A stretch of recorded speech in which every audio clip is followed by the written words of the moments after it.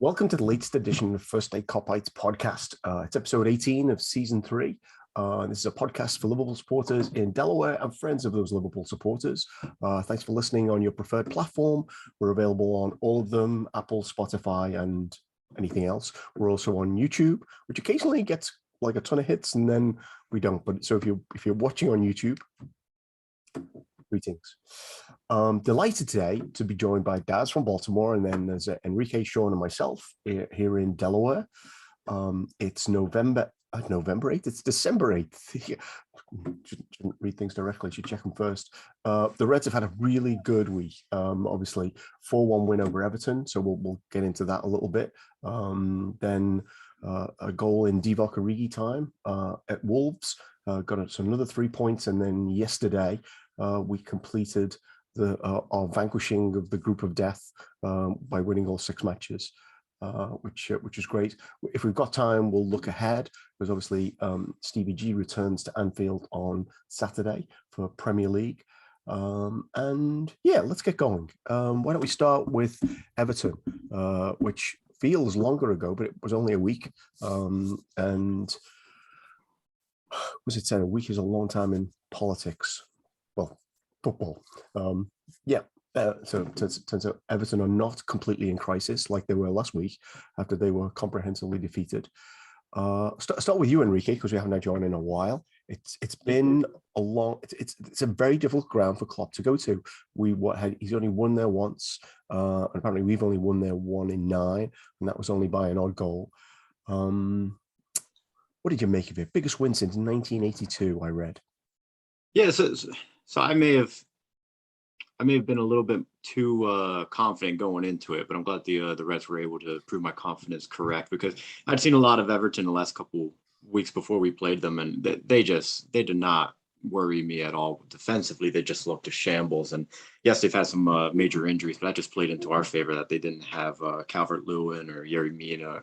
And with the form we were in, I mean, there's a lot of talk, of course, that you're going to get the close affair and it's going to be brutal with the tackles, and that was always a possibility. But I think from the beginning of the game at kickoff, it was just so obvious that we're just so much better in every single position than I mean, it was almost like we're playing a different game compared to them, because to a man every position, none of those Everton players would get into our team, and we just.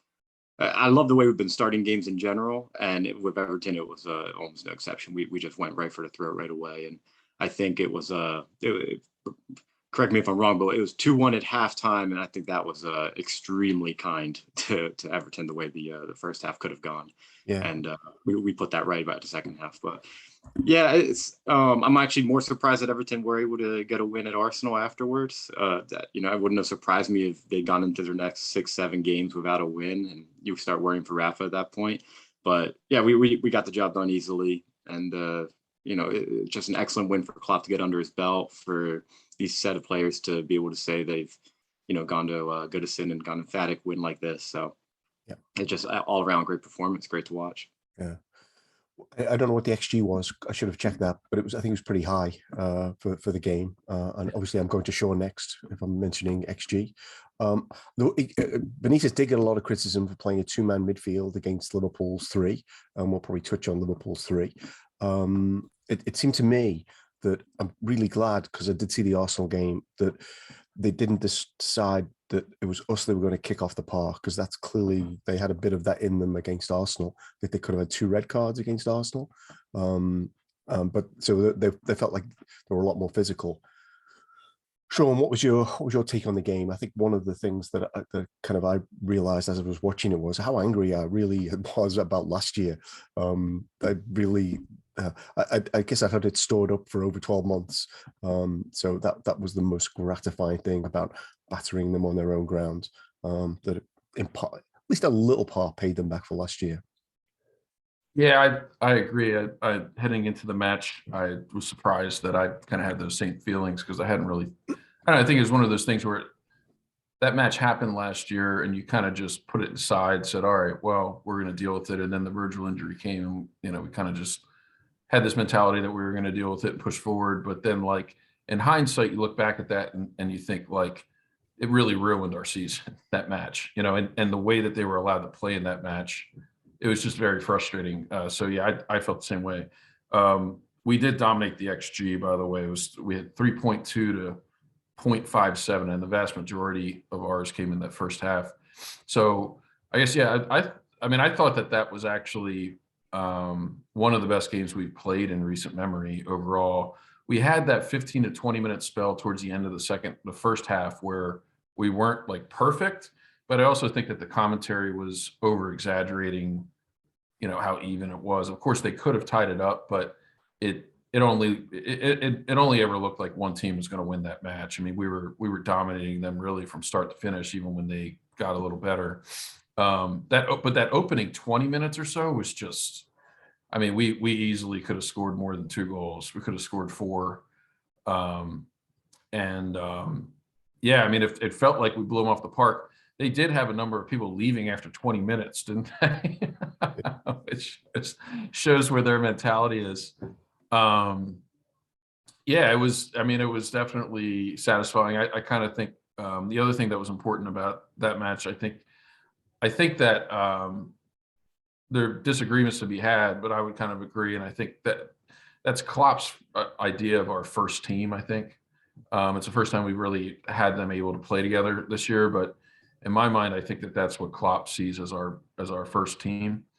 And they looked great playing together. It was interesting. You mentioned the 2-man midfield. One of the more specific parts of the match that I've heard people talk about is that, they really had Alan Decore kind of matching up against Thiago and Fabinho, which left Henderson open to just dominate the match, which he did. And sooner or later, these teams are going to realize that you can't play a 2-man midfield against this Liverpool team because we just dominate anyone that tries to. But yeah, it was very satisfying. I thought both of Salah's goals were just amazing. I mean, he's just been on incredible form. But I would say especially the goal where he curled it around Pickford. I mean, that was just unbelievable. If you saw that angle from behind the goal and you looked at where he put the ball. I mean, some of the commentary, that was another weird thing. I guess the commentary was annoying me on this match. They kept trying to make it sound like it was closer than it was, I felt. And they were kind of downplaying everything that Everton was doing in terms of the diving and fouling and whatever, which was annoying. But they made it sound like Pickford made a mistake. He didn't make any mistake. He had the goal covered, but if you hit the ball like Salah did, what's a goalkeeper supposed to do? He curled it completely around him. And so yeah, I mean, it was a great match. Great to smash them at Woodison, as Daz would say. So I'll go to you next, Daz. But in my bid to find sources to kind of keep me occupied after we beat Everton, to kind of keep the dopamine flowing, I ended up finding Toffee TV, which was kind of I'd recommend because I thought it was going to be like Arsenal fan TV, but actually they were really, really rational. And one of them said, "Let's face it, this is what it's like to play one of the best teams in the world." I was like, "Wow, okay, that's a pretty good summary from my perspective." What did you make of it, Daz? Well, before I say anything, I'd like to, for those of you that out there that aren't watching YouTube, I wanted to throw a shout out to my man Sean and his ensemble right now, because it's very much like a local county winter hoedown. He's about to start spinning discs at that joint. It's just so I'd recommend that you take a look at it on YouTube if you're not right now. But doing my best Hytham impression, not very good. But in terms of the match, I just wanted to vibe off of what you were saying earlier in terms of like the mottled fury that you had bottled up from the year before. Like mine spilled over a couple of days before, because ostensibly that was the major linchpin and derailing us in our title pursuit for the second year in a row. In terms of us repeating, because remember Thiago went down for 3 months after that. We lost Virgil for the season. Mm-hmm. And more so was our response when we came back to Anfield and we just rolled over in the particular bellies. Like I was more frustrated with that than I probably was with us going out, because one of the detractions that I think people might have of this team is, and they said so much, I believe, on the weekend, that we only have 17 yellow cards. We're a very convivial team. Like, we don't really have a lot of snarl. Not that we need to, because I know the Klopp has come out and said, like, we like to play football. Let's see what these guys want to do. But every now and again, I just want to see someone kick someone in the face. Just to let everyone know, like, yes, we're nice, but not to a fault. And I saw a bit of that from Thiago. Thiago wasn't really asking many questions. He was just making assertions. And he carried I think he carried a little bit of resentment from what they'd done to him at Woodison last time around. And he was getting stuck in, to the point where I thought, like, he might get a second yellow. I was wondering if they might pull him off at half time, but I think Klopp got in his ear and said, like, look, you don't need to do this. We're a better team. Just show them with your feet, not your fists, to labor an analogy. But it was emphatic from start to finish. And Sean mentioned, like, we should have been 2-0 up within the first 5 minutes. Like, if Mo goes with his head from that distance, it would have to hit Pickford square in his ugly mug for him to have stopped that. But he decided to go with a boot at the chest height, which I thought was, like, I was like, oh well. And it's been said by many other people too. It's just incredible how quickly we managed to shake things like that off. Specifically Mo Salah, like, he could miss 15, but he will take another 23, knowing full well that at least one of them's going to go in. He always backs himself, and I think that's one of the reasons that he probably is, by a country mile, the best player on the planet right now. It's just like, it's almost like it's hubris. It's like this overweening arrogance that he has. It's like, I'll get another one, and I'll make one of them stick. Because a lot of people might shrink, like, they'll second guess themselves. He never does. He knows he's there for one reason. It's to help the team win. But at the same time, he can rack up accolades, because, like, he's now has the most number of goals that anyone's ever worn a Liverpool jersey in the group stages of the Champions League. To name but one record, yes. Yeah. And I think that's why he was on yesterday. And as soon as he was scored, I was like, I wanted that big long shepherd's crook to come out, whoop, and just pull him off the field into like a bed of cotton wool, roll him into it and airlift him out into like a hyperbaric chamber or something. I have these weird visions, but so I think overall, just to take it back to the Everton matches, like, there was nothing they could have done. They laid a glove on us, and it was, I think Klopp talks like, when you have everything your own way, and we saw the same thing against AC Milan in the first game. When everything goes our own way, it's just, it almost takes on like a circus feel to some of the players, I think, and we've gotten better at squashing that. But like, if you're 20 minutes of 85% possession, it becomes like you do have a propensity to kind of switch off, because it doesn't seem to have like the same, there's no teeth to it.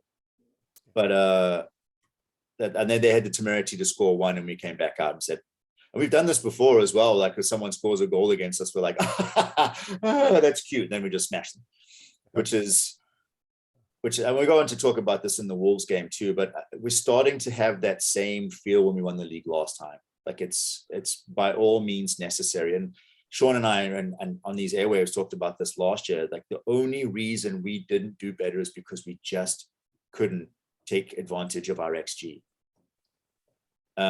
It's like the number of chances we had that we just couldn't get to go over the line. And it would have taken probably 6 or 7 more goals, and we potentially could have been in second spot, maybe even challenging a little bit more for that title. But this year, they're just coming in bags. Like, guys are just putting their hands over their eyes and knocking it in with their freaking hats. And let's move on to talk about the Wolves game then, because there were definitely a few opportunities there that we didn't. Maybe we'd have been better shooting with our eyes closed. But let's. I think Jota might have. He might have done. You're right. So just to wrap up the Everton chat, Klopp did say that sometimes teams get back into games because we let them, because it's hard when you're so superior, which I thought I think that's a great note to end on. We were so superior. Then there was Wolves, and it was less than 72 hours later he went with the same team. So that's the third successive outing for what I guess we're now viewing as the kind of top midfield with Thiago, Fabinho, and Henderson. And it all turned out all right in the end. Well, more than all right. It was kind of a lot of fun at the end. Enrique, I don't know where you watched the game, but it was loud where I was. Yeah, so I was actually in California. I had a nice early wake up for that game. Okay. And yeah, I mean, it, it was starting to feel like one of those games where we were just going to be frustrated for the entire length of it. And I think from the beginning, you could tell what the Wolves' game plan was, which was just to waste as much time at every opportunity. And the fans were getting involved in that as well. And I think everybody, to their credit, they almost got the job done. It took them until the 95th minute for them to finally concede. But at no point were they ever our equals. And again, it goes back to what I said about the Everton game is that it just looks like two teams playing a completely different game. Because again, we just looked better at every single position, and I wasn't so fearful of them on the counter attack. It did seem like it would only be a matter of time, but of course, as the clock starts to tick down, you start to get more and more worried. And then, but yeah, what I think the main man to talk about is our hero of the day. And for the benefit of the audio only listeners, I currently behind me have the kits of, in my opinion, the two best Liverpool players of our generation. So Origi and Salah. And I mean, that's how I feel about Origi in this moment, especially coming off a goal against AC Milan as well. But what a hero to just, the calls for selling him for nearly any price just to accept whatever offer came our way now just seem absolutely ridiculous. And the calls from the people that were hashtag FSG out because we wouldn't sell him, even more so, because if you have a guy like this who's willing to play second string to our main guys, but come off the bench and having not played many minutes at all. I think what does he have? 13 minutes in the Premier League this far, just as many goals as Kane, by the way.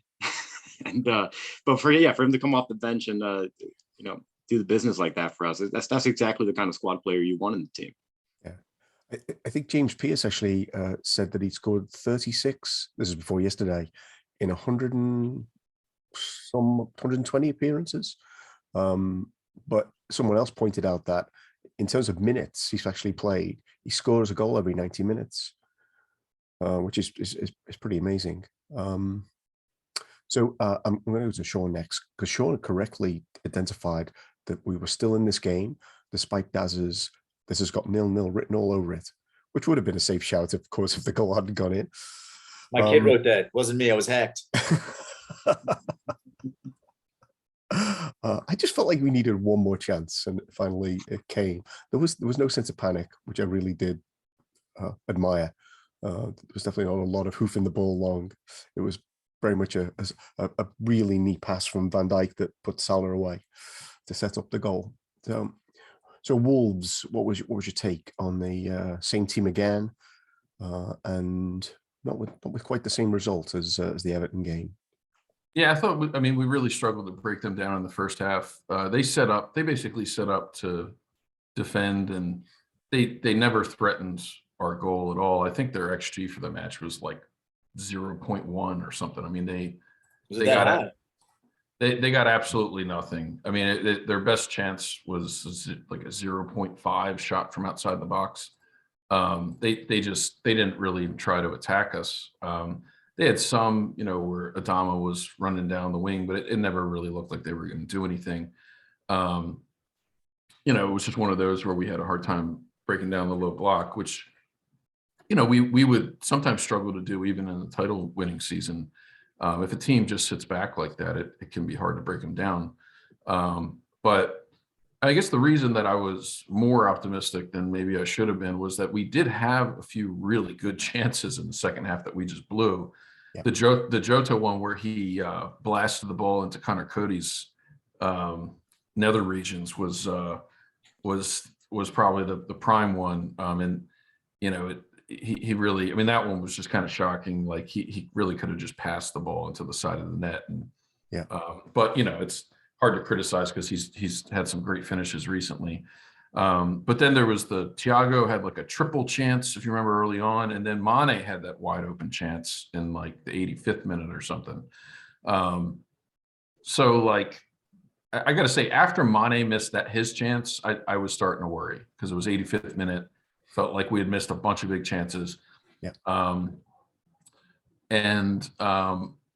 I don't know. It's weird. It seems like the goal we scored came from almost nothing. I mean, Virgil hit that amazing pass. Salah takes it down perfectly. They actually defended it pretty well, but there was just not a lot they could do. I mean, Salah got the ball in, and it was an amazing finish by Origi. There's not enough talk about, I guess, and I've been super critical of Origi because a lot of times it looks like, I guess in the past couple of years, the main criticism is it looks like he's just not giving the effort that you'd want. But this year, I don't know. In my opinion, he's looked like a completely different player, and it's awesome to see. But that finish was great. I mean, it was just a one-touch bang. I mean, it's just a pure striker finish. And like I said, there was just not a whole lot. I thought they defended it pretty well. There was really not a whole lot they could do. Just a great pass by Virgil, great, kind of take down and pass by Salah, and a great finish. I mean, and that's 2 points that was a huge 2 points for us to pick up. I mean, we deserved to win the match, but I mean, those are the types of wins that will matter at the end of the season. And so it was great to see us kind of hang in there. It definitely, it reminded me of kind of the mentality that we had in the title winning season, where that would happen to us a lot, and we just never gave up, and we would usually end up pulling one out, winning the match. So, it was great to see. It was a very frustrating match. I mean, I think we look back at it now, it's one of those where it's all great, but imagine if he didn't score that goal, it would have been pretty awful. Yeah. Because we dominated the match, and we deserved to win. So thankfully we got the win, but so yeah, all good. Lots of things to say. It did seem weird that we have to have a game plan for Adama Traore when his goals and assists are like really, I don't know, he probably hasn't had any again this season, has he, so far? But there's clearly a game plan for him, because it's a bit scary to have someone like that running at you. Yeah. So I thought that was an interesting part of the match. I think Neil Atkinson said, is there any other player outside the top four that other teams have a game plan for there's so little return in terms of goals and assists? The answer probably is that there isn't anybody. I'm going to go to you next, Daz. Divock Origi then. 11 of his now 37 goals have been scored in the 83rd minute or later, which sounds pretty impressive. And I already mentioned that he's running a goal every 90 minutes. Clearly, if you only watch that match, they'd be like, why isn't he playing every week instead of that Jota guy? I'm just wondering what the statue that we're going to build to him is going to look like. So in my head, I kind of had like the contemplative, maybe standing on the ball, like what was it? The Rodin thinker, maybe along those lines. Maybe with his psychology degree in one hand. I don't know, like what I was thinking is maybe we should have like little busts of him made, or like little tiny statues, and we take them and we sneak them into all the stadia where he scored like ridiculous goals that have won us stuff, or that have contributed to his legend, and we just leave them. Instead of stickers, we have like little busts of him or little mini statues of him that we just leave in all these stadia. Look, I'll be honest, I was definitely one of those bellends that was calling for him to like just to fob him off, get whatever you can for him. A tin of mushy peas and a Carlsberg. So I'll hold my hand up. He's just such an incredibly frustrating footballer to watch. It's like it's equal parts brilliance and sloth is what it looks like. I was at the last game of the season. I think I've said this before with your lot in 2009. Was it 19 or 18 when we played? 19. It was 18, yeah. 19. Yeah, we played Wolves, and we had to win, and City had to lose for us to win to take the title, and it didn't pan out that way. But I specifically remember watching his movement from the top of the Kop, and I was like, "What the hell?" Like, it seemed it was disjointed. It felt like it was almost like he'd taken a nap and he'd just woken up from it. He's such a frustrating and footballer to watch, because you know what he's capable of, and then like he just seems to go through these periods where he just doesn't look interested. And I guess that's just who he is. Like you can't. I don't think you can take like the sanguine nature of a player for granted. We want him to be this all action superstar all the time, but it's just not him. And I think that the Anfield Rep said this as well. Like 80% of clubs would want in this league right now would want Divock up top, and then give him significant minutes. So it's again, and I said this last week. It's just because of who we're comparing him to.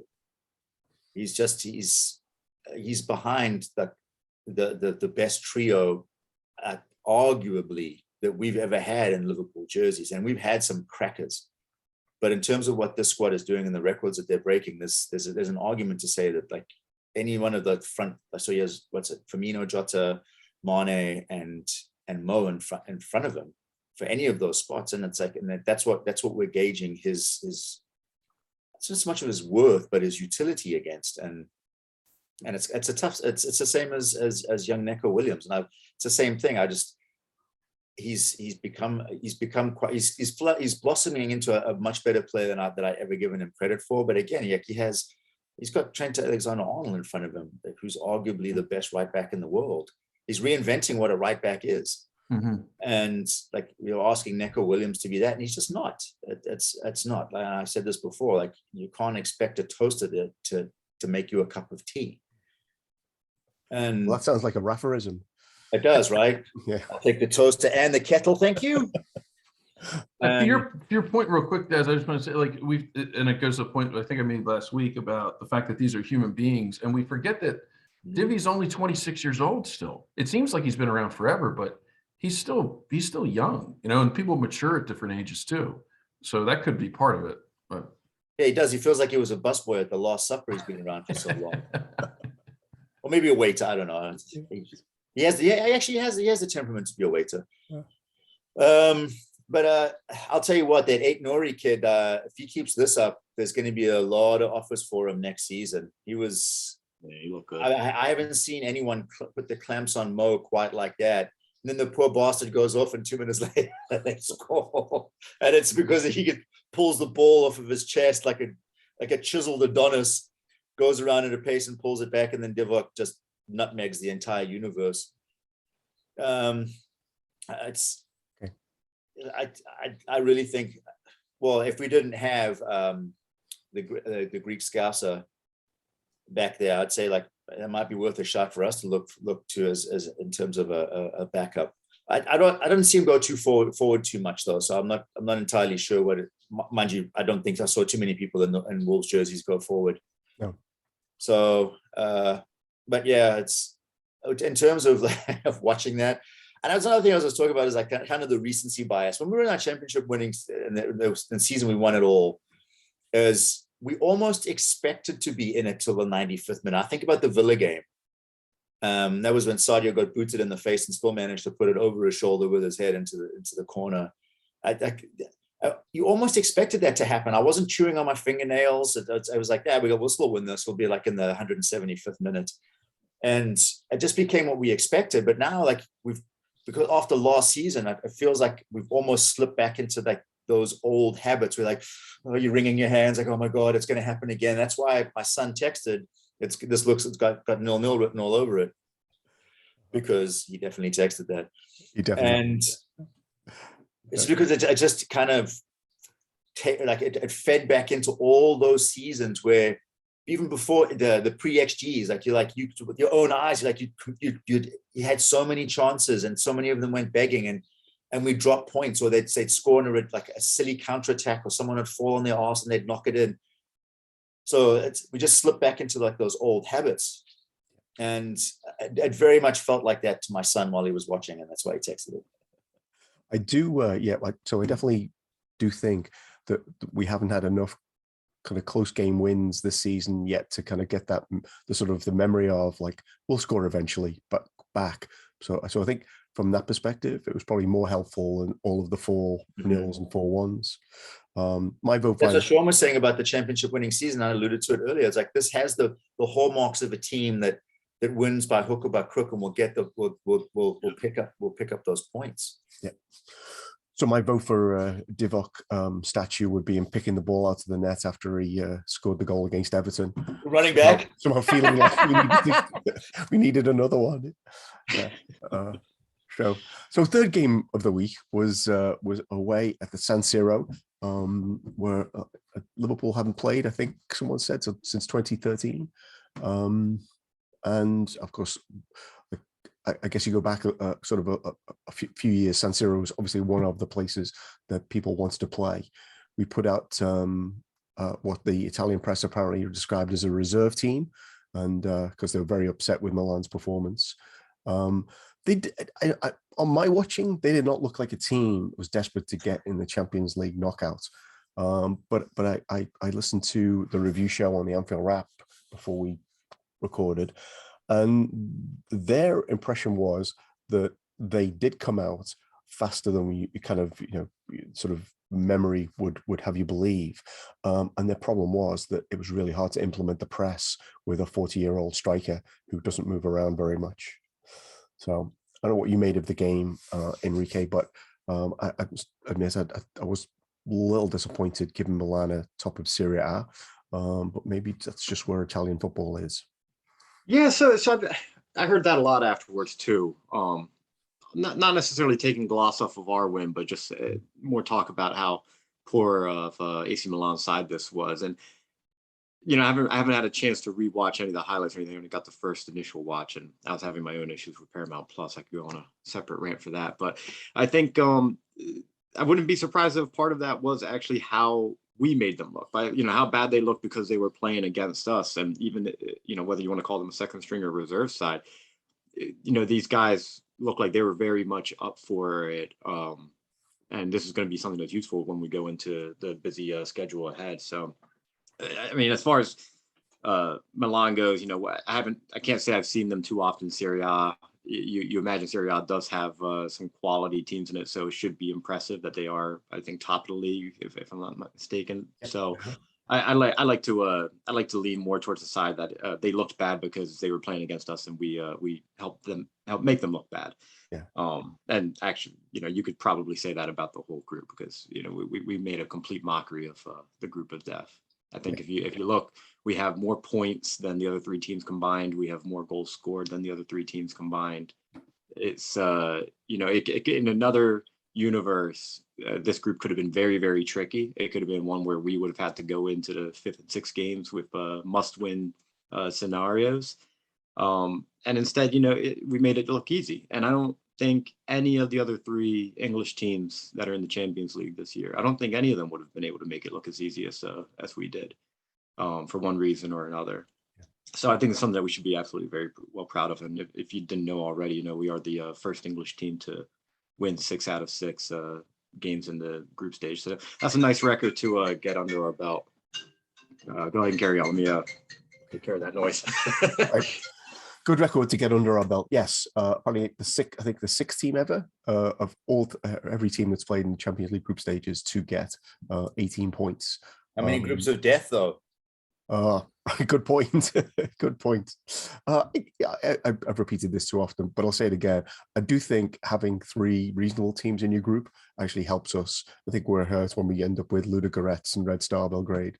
Anyway, I'll move on. Actually, I thought some of our performances of the players in the team were outstanding, Sean. There was Tyler Morton. There was Nat Phillips, who I don't know what you call that move he did in the penalty area that took him past the 2 Milan attackers, but boy, he looked to me like a 50 million central defender.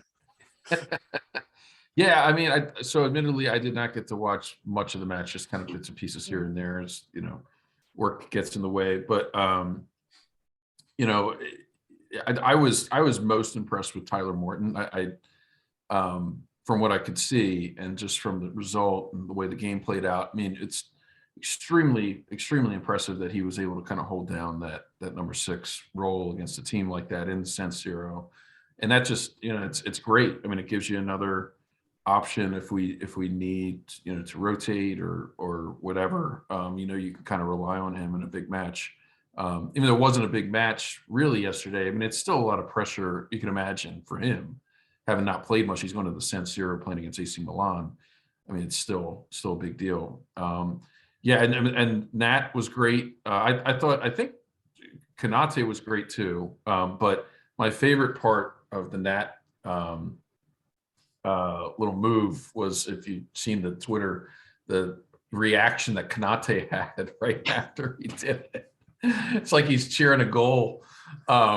it was pretty funny. And actually, I think Nico had a really good match too from everything that you know, the little bit that I saw and everything I've kind of heard. But yeah, I think what Enrique said makes a lot of sense. You know, you can't discount the fact that we're one of the best teams in the world. So we're saying like, oh, you know, look how poor these teams are playing against us. Well, I mean, a lot of that is that we're a very hard team to play against now that we have Virgil and our first string center backs back, and we can kind of, you know, we are doing this thing that we did the 2 years that we dominated, where we basically keep the opposing teams into half of the field, so that when they win the ball back, we get right on them and press, and they can't handle it most of the time. And so, you know, we're kind of just back into that machine, hopefully. You know, yeah, so I think a lot of it has more to do with us and our system, and, you know, Klopp's got them rolling, you know, like a machine. You plug and plays, he plugs in, you know, Ox and Tyler Morton and Tacky in the midfield, and they just operate and do their jobs, and it all works. So, you know, I think a lot of it has to do with us rather than the opponents. No, I think, And, you know, another narrative too that you hear, a lot of people were talking as if AC Milan would be the only team desperate to win that game. Like we were just showing up to clock in and out and, you know, collect a paycheck, and that was it. But I think when you look at who started too, a lot of these second string guys, you know, they probably wanted to win just as badly as these AC Milan players, because they knew this is, you know, this is our chance to show Jurgen and the rest of the team that I'm going to be available for you in the upcoming schedule, and, you know, I'm going to be fighting for my minutes. So I didn't like the how often I was hearing you know, that this was Liverpool just, you know, sending out whoever they could send out and resting the majority of the players and not looking for the win. I mean, it was obvious to me from the beginning that, you know, we wanted that win just as bad, if not more, than AC Milan. Yeah. The other way to think about that too, and I looked at this as like, okay, so who are we going to play in the next round? And you start looking at all the teams that are left, and like you come away thinking like there's not that many good teams, but really it's just that we're just better than everybody else, you know. I mean, I in my mind, it's like Bayern, City, and Chelsea are the only teams that would worry me, you know, for us to play against. I mean, everybody else, I like our chances against. And I should, as much as I would have loved to have seen Atletico bomb out of Europe at this stage, they are going to be a very tough second seed. Absolutely, yeah. No, you're right. Yeah, hopefully we don't get them. They're just a tough matchup for the way we play too. I'm glad that we beat them twice, and I hope we don't have to play them again. well, I think a lot depends on them. I don't know if you saw their highlights from their game, but the referee was absolutely awful. It's like, so like the red card for the Porto player was just absolutely fake on the part of the Madrid. So I would say they will be an easier team to play if you get a decent referee. Which where are we going with this, Daz? So yes, only 4 teams. So some of PSG are in the betting, like high up. I don't really get that. That's who we're going to get. You know that, right? Yeah, PSG. I'm absolutely convinced that's who we get next round. Yeah. Because I think the narrative has to be that we will go through them, and every kind of better team that's left in the pool until we get to the final, and then we'll play Spurs, who get moved up from the Europa Conference. Who may not even get through. Are we that worried about PSG though?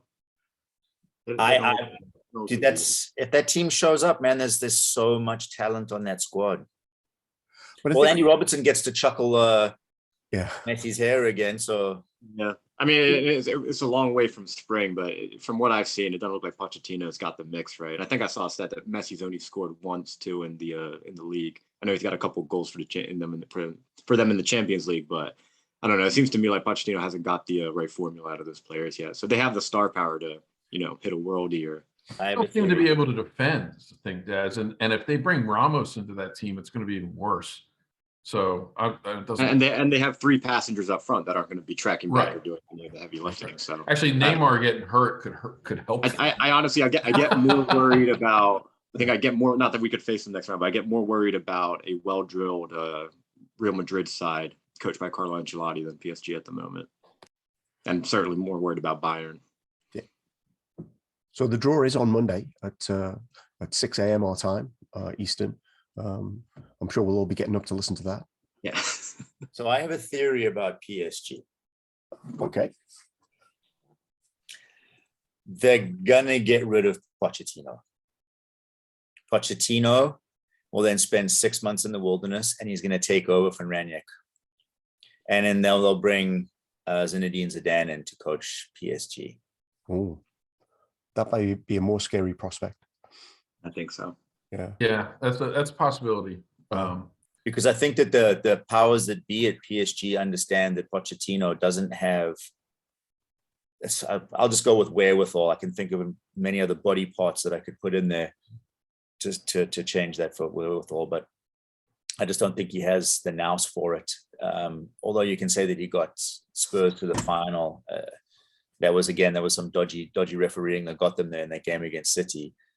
But I think that, and if they're really interested in adding the Champions League crown trophy to their crown, then they're going to need to find a coach that knows how to deal with personalities. And Pochettino doesn't. Pochettino is good at getting a bunch of guys to play together. Potentially, most people might have written off or just not given the time of day to. But I think that this is a little bit bigger than his calling. And apparently there's people inside the camp now that's saying that they don't feel like he knows what he's doing. So there's murmurings. But anyway, that's a story for a different day. In terms of our game against AC Milan, what else? There's nothing really else to say other than I told you so. So even after I had like that despair-fueled, like this got 0-0 written all over it, when we went 1-0 down, I believe I said, we're still going to win this. And we did. It's all the narratives aside, I just think it's awesome to see a team just play so well together. And I think that this speaks volumes to, again, the culture that we have. Just like in Trauma saying, the plug and play aspect of it. Like Tyler Morton, I think I have a pair of socks older than him. 19 years old. Yeah. In fact, I definitely have a pair of socks older than him. And he may not have had the same reverence for the San Siro given his age then, perhaps. But it's just the size of the bollocks on the kid. I'm surprised he can walk with balls that big. It's just that cheeky back heel up the line, and there was the flying side like little looping ball that he put over the top on the same sideline. I'm like, Jesus, you're at the San Siro. What was most funny to me is like, can you imagine talking to Jordan Henderson 30 years from now? He's like, so Jordan, tell us what it was like to play in the San Siro. He's like, well, I didn't get to play. Same as. Well, that's a good point. Yeah, none of the stars got to play. Yeah. To be fair, Inter didn't they finish second in their group? Didn't they? They did. Yes. Yeah, they're a possible. So we might be going back to the San Siro. That's always a possible. So we start Tyler Morton again, obviously. Yeah, right. I think I know. Sean, you shared the chat or the stats yesterday in the chat. I can't remember exactly, but I mean his numbers were just impressive too that game. If you look at the interceptions and ball recoveries, and I mean across the board, he passed the eye test, and statistically he had a phenomenal game, Tyler Morton. So well, the biggest thing is that the San Phillips Stadium. Yeah, the Nat Phillips Stadium. You guys didn't happen to see the comments from Gabri Bonlower? I think they were before the game. Talking, I mean, it's utterly ridiculous. But he's talking about how Nat Phillips isn't Premier League quality, and he's at best a championship level center back. And I'm like, this is coming from a guy who was at best a championship level player, if not a lower end. I mean, it was absolutely ridiculous. And then he's got more hair than good takes. Oh, yeah. So I am conscious that we've not got long left in our recording, and I don't want to go down the terrible pundits route. Yeah. That's going to take a long time to get through that list and all of those names. Yeah, I didn't even mention the commentary on the game on Saturday and how that was driving me mad. It was so cheap, the angles they were taking. Was it? Oh, well, let's do this. Was it Arlo White and Lasso? Oh no. So the Wolves game. Our Wolves game was Rob Palmer and somebody who used to play for Wolves. I'll give you an example. At one point, Wolves had one corner, and then I think Salah put the ball out of play for a throw in, and he said, "There's no escape for Liverpool at this point." And it's like it's a throw in, mate. Honestly, no escape is when you've been pummeled, right? It was Lasso who was throwing like he won the league. It was Lasso was driving me nuts on the Everton call. I think he was making so many ridiculous comments. It's just like, come on. But yeah, you're right, Paul. We shouldn't go down that rabbit hole. So yeah, like repeating empty narratives that have been disproven, but we keep Yeah. on Well, saying Paul, they write out everything they want to say beforehand, and that was his only opportunity to use that line. It was like, oh, this is the only time we're going to be stuck in their end. So check that one off. It'd be helpful if they knew more about the actual teams they're calling rather than I wonder how their many times they write one-liners. down only Salah on top of that list of things to talk about. Right. Oh, which before we're done, we definitely need. I spotted 2 only Salahs this week. It was only Mo Salah has played more minutes than Andy Robertson in the Premier League since 27-18. And only Mo Salah has more goals and assists than, and I guess Reece James has dropped out of the equation. This time it's Emmanuel Dennis, who we should look out for, I think, of Watford, who has 6 goals and 5 assists. So I love it with the only Salah has. Okay, quick round, 1 minute each. We've got Villa and Newcastle coming. Not sure. Well, Newcastle on paper should be relatively straightforward. I'm going to regret saying that. But the more interesting challenge sounds like a revitalized Villa under Steven Gerrard. What are you looking out for in the next week, Enrique? Yeah, I don't know what to think about the Villa game yet. You want to hope that we can just go out and do the business and treat it like any other game, but it's impossible to ignore all the narrative and all the backstory behind what's going on. And credit to Stevie, he's got Villa looking good. It's funny what you do when you play players in their best position. So you look at I think he's just added Nakamba Marvelous as a defensive mid, and now all of a sudden Villa look extremely more solid, and that's something Dean Smith never wanted to do. He never wanted to play him he played Douglas Luiz as a defensive mid, who is very much not a defensive-minded midfielder. So I think it could be a tricky one. I'm not sure Stevie has gotten the best out of Villa's attack yet, so that's probably something we can expect to have them on the back foot the majority of the game. I hope, but I'd like to say we get a comfortable 2-0 win in that game. I'm with you, Paul, on the Newcastle game. I don't rate Eddie Howe, and I certainly don't rate this Newcastle team. So I think that one's going to be a lot more straightforward. And we'll say a Mo hat-trick in that game for me. Mo hat-trick's always a good shout. Yeah. I tell my daughter almost every game Mo's going to score a hat-trick. Actually, I've stopped since he scored one against United. I should kick that off again. I think that happens. So Sean, tricky one against Villa, easy one against Newcastle. Is that how it's going to shape up? I think the Villa fixture is tricky, but I think that we'll handle them. We had the ability to rest a lot of our players this week, and I think hopefully that our midfield will come out firing, and I think they'll probably set up similar to how they set up against City against us. And City only beat them 2-1, but they dominated the match. They had a lot more chances. So I think we'll be able to handle Villa. I mean, Stevie's doing a great job there, but, again, it's different level, from when you're playing Leicester and some of these other teams. But I think it'll be tricky. I mean, he's definitely got them set up better, like Enrique was saying. But I mean, I think it's more about the way we're playing right now rather than them. Newcastle, I mean, the interesting thing with Newcastle is I wonder how much we might rotate, because that's a Thursday match, and then we turn around and we have to play Spurs on Sunday. Yeah. So I don't think that we'll struggle against Newcastle. I just, but I wonder he might throw out a different kind of lineup there, which could throw things off a little bit. So that would be the one thing I'd look out for there is if we see some players rotating, maybe Origi gets a start, who knows?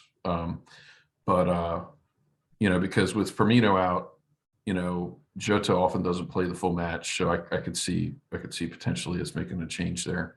But yeah, I mean, the way we're playing right now, I think we're kind of flying right now. We're playing at levels that we haven't seen since we were blowing teams out during the title winning season. So I like our chances against just about everybody right now, bar handful of teams maybe in the world. So, I think that's a great shout about the potential rotation with Newcastle, given the Spurs games coming up. But there's quite nice gaps between these games now, because there's what, 4 days to Villa, and then another 5 days till they play Newcastle. So I could easily see, well, certain players I don't think are ever going to be rested, right? I don't think Salah is going to be rested, but you could easily see how we could bring back some of the people returning from injury as well in the mix. Okay, Daz, final word on week ahead. What are you expecting? I seem to remember Origi scoring a last-minute winner against Newcastle a couple of seasons ago. Indeed.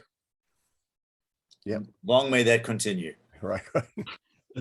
I'm I've got a question for you. Hope there's not a need for a last-minute winner against Newcastle.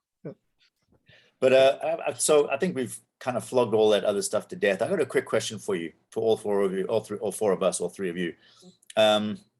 What is your favorite soccer-themed movie? I'll go first because I've thought about this. It's probably Escape to Victory for me. Sylvester Stallone as a goalkeeper, come on, that's massively incredible, and yet he pulled it off with some aplomb. It can be. I'll give you like broader parameters. It can be 50 First State or Formula 51 or whatever it is with Samuel L. Jackson, because that's, remember, Carlisle is a big Liverpool fan, and at the end, it's actually against Manchester United at Anfield, the final scene, if you remember that. I don't know about that, Daz, but I want to mention a couple of things before we end here today. One is Origi's finish against what was it? Milan on the header was amazing. And then the other thing I wanted to mention just real quick is, I don't know if I shared it with you guys, the Everton have 18 points in the Premier League, and we had 18 points from our Champions League group. So, and I think we probably beat them on goal differential. In terms of movie, you got me stumped on the movie. I don't know. The first thing that comes to mind is Karate Kid, where they're playing soccer on the beach. There aren't too many. I don't get some. Get the fuck out of here. Got default to the Green Street Hooligans. It's okay. a year that I could list. It's just an enjoyable enough movie. Well, this is going better than I thought it was going to. Yeah. So we're going to wrap up. The story, Stevie G story. That's the best I'm doing. I don't One night in Istanbul. Come on, no one's seen that. One night. No, I was going to say One Night in Istanbul, but that just seemed obvious, you know. But, okay, I'll vote for that one. Okay, this has been. We'll be back after the Newcastle game to hopefully chat about the Reds continuing to win. Thanks to everyone for joining me today. If you enjoyed the podcast, please share it with a friend. Follow us on Twitter. We only tweet and retweet from sources we think are credible. Maybe we'll get a tweet going about movies and football. Okay, great to see you all.